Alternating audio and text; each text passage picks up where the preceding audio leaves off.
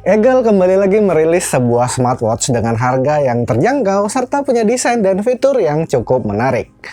Penasaran seperti apa smartwatch-nya? Langsung aja nggak usah lama-lama lagi, mari kita mulai reviewnya.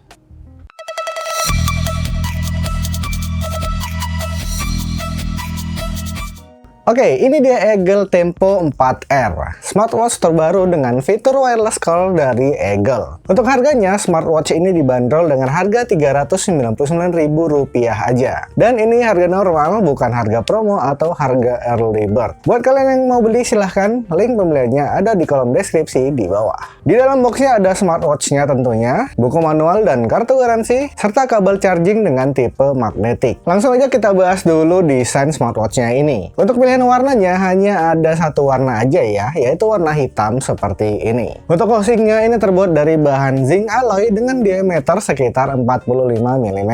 Di bagian sebelah kanan terdapat dua buah tombol, ada tombol crown yang berfungsi sebagai tombol power dan tombol multifungsi di posisi jam 2. Serta ada tombol shortcut untuk masuk ke menu exercise di posisi jam 4. Kemudian pada bagian bawahnya terdapat tulisan Eagle beserta beberapa tulisan informasi. Terdapat sensor-sensor pada bagian tengah dan mikrofon dan speaker pada bagian bawah dan atas. Lalu untuk strap originalnya ini berbahan rubber atau karet dengan lebar sekitar 20 mm. Ditemani dengan dua buah pengunci strap dan bakal berbahan alloy. Untuk strapnya ini sudah punya fitur quick release dan ukuran kepalanya ini 20 mm.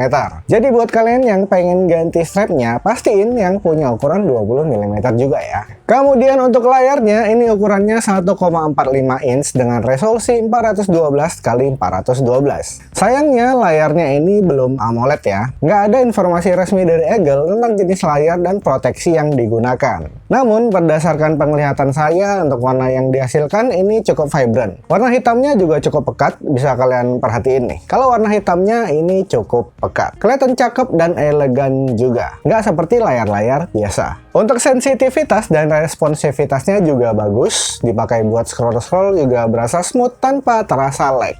Untuk layarnya ini flat, hanya ada sedikit cekungan aja pada bagian pinggirnya. Untuk fiturnya, diantaranya ada multi-sport step, kalori dan distance tracking, kemudian ada heart rate, stress level dan oxygen reading, intelligent sleep monitoring, serta ada fitur wireless call-nya. Jadi kalian bisa melakukan panggilan telepon melalui smartwatch ini. Untuk ratingnya, ini sudah diproteksi dengan rating IP67 yang berarti tahan air dan debu dengan kedalaman maksimal 1 meter selama 30 menit. Untuk baterainya ini punya kapasitas sebesar 300 mAh yang bisa bertahan hingga 7 hari. Smartwatch ini belum mempunyai built-in GPS, jadi kalau kalian mau record olahraga seperti lari dan bersepeda, kalian harus koneksikan ke aplikasinya. Oke, untuk fittingnya di pergelangan tangan saya yang punya ukuran kurang lebih 18 cm, ini saya rasa agak kegedean sih ya. Saya biasanya memakai jam tangan ataupun smartwatch dengan ukuran 38-40 mm aja. Tapi kembali lagi, ini soal selera pribadi masing-masing. Kalau kalian merasa cocok menggunakan jam atau smartwatch dengan ukuran yang cukup besar ya nggak masalah, karena kembali lagi ini masalah selera pribadi. Tapi overall dari segi kenyamanan saya rasa ini juga sudah cukup nyaman. Strapnya nyaman dan nggak berasa gatel, kemudian penempatan posisi crownnya ini juga saya rasa perfect. Ada pada posisi jam 2 dan ketika digunakan ini aman dan nyaman ya, nggak nyangkut dan nggak terlalu bulky juga. Namun saya rasa seperti yang saya bilang tadi ya, kalau aja ukurannya sedikit lebih kecil akan jadi lebih cakep lagi kalau menurut saya. Oke, kira-kira seperti ini ya untuk tampilan UI dan watch face-nya. Untuk mengganti watch face ini ada dua cara ya. Cara yang pertama, kalian bisa tekan dan tahan aja pada menu watch face utamanya seperti ini. Nah, di sini otomatis kalian bisa mengganti watch face-nya sesuai selera kalian. Untuk cara yang kedua, kalian tinggal putar aja bagian crown-nya ini, mau baik ke atas ataupun ke bawah seperti ini. Nah, di sini watch face-nya juga akan otomatis terganti. Untuk pengoperasiannya, jika kita swipe dari kiri ke kanan seperti ini, di sini terdapat menu untuk melakukan panggilan telepon. Di atas ada pilihan kontak. Di sini kalian bisa menyimpan sampai 20 kontak favorit kalian yang bisa kalian langsung akses dari smartwatch-nya ini. Kemudian di sini ada call history untuk melihat histori panggilan. Lalu di bagian bawah di sini ada menu dial. Nah, di sini kalian bisa langsung masukkan nomor telepon yang ingin kalian telepon. Kalau kita swipe dari kanan ke kiri seperti ini, di sini ada beberapa menu ya. Di sini ada menu aktivitas, kemudian di sini ada music player, kemudian ada heart rate, ada SpO2 sensor, dan lain-lain. Ini tidak jadi patokan ya, karena ini bisa kalian kustomisasi sendiri sesuai keinginan kalian. Kalian bisa menambahkan atau mengurangi menu yang terdapat pada pilihannya ini, seperti ini. Lalu ketika kita swipe dari bawah ke atas, di sini ada beberapa history notifikasi ya. Kemudian ketika kita swipe dari atas ke bawah, di sini ada seperti semacam control center. Ada do not disturb, kemudian ada shortcut menu setting, ada barcode untuk scan aplikasi, kemudian di sini kita bisa atur brightness dari smartwatch-nya. Untuk brightness-nya ini masih manual ya, belum auto brightness, jadi kalian harus masih mengatur brightness-nya secara manual. Lalu ada alarm, kemudian sleep, lalu ada pilihan speaker. Kemudian untuk tombol yang berada pada posisi jam 4 ini fungsinya adalah sebagai shortcut untuk langsung masuk ke pilihan exercise yang ada. Jika kalian tekan seperti ini, nah dia akan otomatis langsung masuk ke bagian shortcut-nya. Sini ada beberapa pilihan ya, diantaranya ada running, ada treadmill, kemudian walking, cycling, climbing, basketball, badminton, dan lain-lain. Kalian bisa atur juga untuk menambahkan atau mengurangin exercise yang kalian inginkan. Oke, untuk masuk ke bagian menu, ini gampang aja ya. Kalian tinggal tekan aja tombol crown-nya yang ada di posisi jam 2 ini. Dan otomatis dia sudah masuk ke bagian menunya. Untuk menunya diantaranya ada phone, record, sports, kemudian ada contact, ada heart rate, kemudian dan lain-lain ya seperti yang ada pada menu utama tadi. Di sini ada menu kamera juga. Di sini menu ini berfungsi sebagai tombol shutter untuk kamera. Lalu ada Find My Phone, kemudian Stopwatch, Timer, Work Clock, kemudian ada AI Voice. AI Voice ini kayak voice assistant gitu sih ya. Bisa kalian setting sesuai keinginan kalian. Lalu ada Stock Market, kemudian di sini ada menu Always On Display. Always On Display-nya ini ada dua pilihan, yaitu digital dan pointer. Kalau digital kira-kira seperti ini. Nah, kalau digital kira-kira seperti ini. Tapi catatan nih ya, saya nggak terlalu menyarankan kalian untuk mengaktifkan Always On Display-nya ini. Kenapa? Karena ketika Always On Display-nya ini diaktifkan, ketahanan baterainya itu hanya bisa bertahan sekitar 36 jam aja. Jadi cuman sehari setengah ya.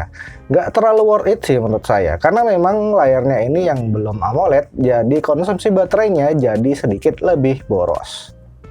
Nah, untuk yang pointer kira-kira seperti ini.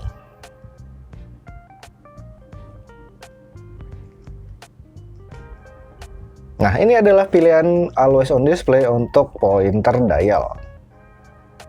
Kemudian lanjut ke menu settings. Di sini ada beberapa pilihan seperti untuk mengatur brightness, mengatur password, do not disturb, bahasa. Untuk bahasanya kita cek ya. Di sini ada pilihan auto sync. Jadi ini otomatis sinkronisasi bahasanya dengan smartphone kalian. Apakah ada bahasa Indonesia di sini? Oh, ternyata ada ya. Good. Ada pilihan bahasa Indonesia. Lalu di sini ada menu pilihan tema. Nah, tema ini untuk mengatur menu yang ditampilkan tadi ya. Untuk pilihan list view, ini tampilannya seperti ini. Seperti list, seperti ini. Kalau kalian ganti ke menu ke pilihan selular, dia akan berganti, nah jadi seperti ini. Jadi kayak merek sebelah lah istilahnya. Tapi saya saranin pakai yang list ini aja ya, kalau kalian belum hafal logo dan pilihan menunya. Selain itu ada dua cara untuk mengganti pilihan temanya ini secara langsung. Yaitu kalian tinggal tekan 2 kali aja tombol crown-nya ini seperti ini.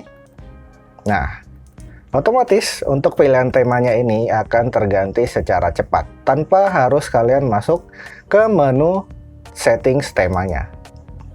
Kemudian di bawahnya lagi ada menu game. Nah, sini ada gamenya ya, walaupun cuma satu, tapi ya lumayan lah untuk iseng-iseng kalau kalian lagi gabut.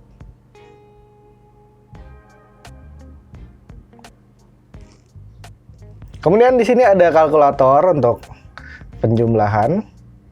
Lalu ada kalender. Untuk kalendernya ini hanya bisa melihat tanggal dan bulan aja ya, nggak bisa untuk menambahkan agenda atau reminder atau pengingat. Oke, itu aja sih untuk menu yang terdapat pada smartwatch Tempo 4R ini. Untuk selebihnya kalian bisa explore sendiri ya. Kemudian untuk aplikasi pendukungnya ini bisa kalian download di Play Store maupun App Store. Nama aplikasinya Eagle Life.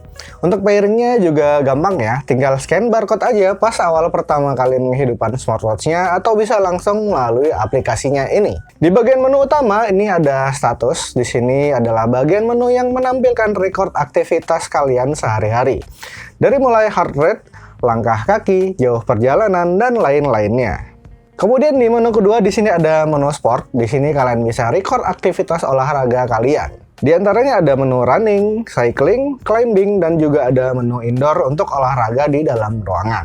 Kemudian ada menu device, pada bagian ini terdapat beberapa pilihan seperti watch face, kemudian setting notifikasi, setting panggilan masuk, dan setting-settingan lain yang bisa kalian custom sendiri.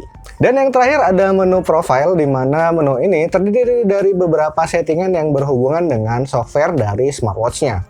Seperti update firmware, kemudian firmware repair, UI repair, dan lain-lainnya. UI app-nya juga gampang dan cakep, kalian bisa explore sendiri aplikasinya. Oke, segitu aja untuk review Eagle Tempo 4R ini. Overall sih dari segi harga, kualitas, dan desain yang diberikan, saya nggak ada komplain sih ya. 300 ribuan udah bisa dapat smartwatch multifungsi yang cakep. Dipakai buat casual oke, dipakai buat olahraga juga oke. Yang menjadi catatan tambahan untuk smartwatch ini menurut saya ada pada vibration motornya ya. Entah kenapa kok saya rasa vibrationnya ini kurang begitu kerasa ya. Terkadang jadi nggak tahu jika ada notifikasi atau telepon yang masuk. Karena vibrationnya yang kurang begitu berasa. Bahkan jika dibandingkan dengan Eagle Verve yang udah kami review kemarin, saya ngerasain kalau Eagle Verve itu punya vibration yang lebih baik daripada Eagle Tempo 4R ini. Makanya di aplikasinya saya setting untuk vibrationnya itu bergetar 2 kali setiap ada notifikasi yang masuk. Biar lebih berasa aja. Tapi overall dari keseluruhan fitur dan spesifikasi yang diberikan, Eagle Tempo 4R ini sudah cukup bagus menurut saya. Kalau kalian mau beli silahkan link pembeliannya ada di kolom deskripsi di bawah. Semua hasil review ini adalah murni pendapat pribadi kami sesuai dengan apa yang telah kami rasakan pada saat penggunaan produknya. Perlu diingat selera orang bervariatif, bisa jadi ini cocok di kami, tapi nggak cocok di kalian. Ataupun sebaliknya. Jadi sesuaikan dengan selera kalian masing-masing aja. Terima kasih buat yang udah nonton reviewnya. Like videonya jika kalian suka, share jika bermanfaat, dan jangan lupa subscribe biar nggak ketinggalan video-video review selanjutnya. Review Gawai out.